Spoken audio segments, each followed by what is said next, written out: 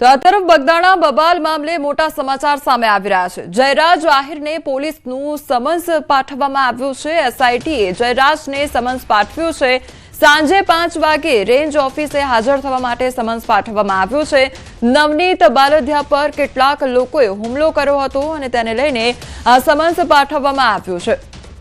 તો બગદાણા બબાલ મામલે આ મોટા સમાચાર સામે આવી રહ્યા છે। જયરાજ આહિરને પોલીસનું સમન્સ પાઠવવામાં આવ્યું છે। સંવાદદાતા નીતિન અમારી સાથે જોડાઈ ગયા છે।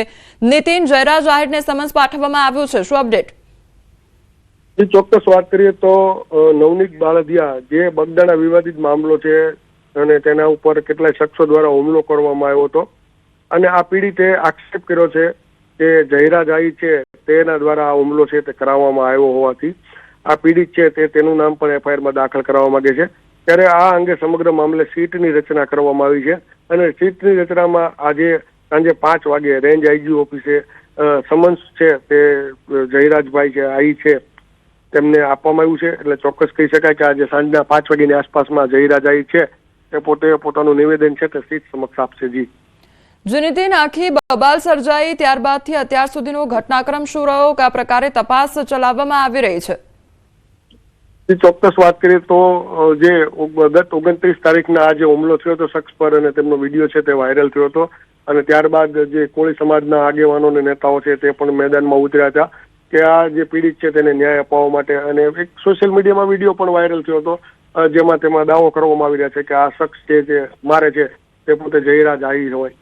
ત્યારે પોલીસ દ્વારા 8 વ્યક્તિઓની ધરપકડ કરવામાં આવી હતી જુદા જુદા વિસ્તારોમાંથી અને ત્યારબાદ સીટની રચના કરવામાં આવી ત્યારબાદ તેમાં 3 વધુ વ્યક્તિઓ છે તેની પણ ધરપકડ છે તે કરવામાં આવી છે।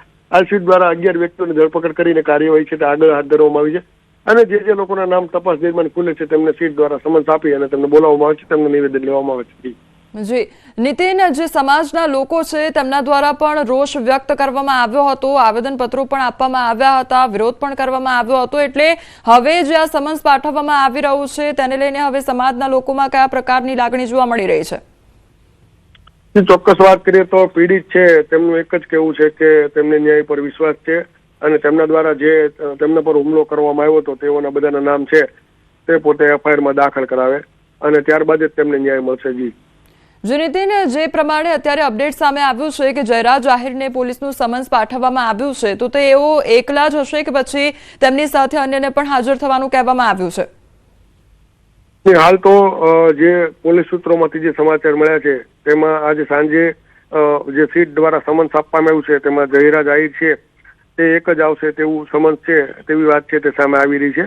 એટલે તે સાંજના સમયે ખબર પડે કે જયરાજ આહિર સાથે અન્ય કોઈ વ્યક્તિઓ છે તેમને બોલાવવામાં આવ્યા છે કે કેમ। જી નીતિન, સમગ્ર માહિતી બદલ આપનો આભાર।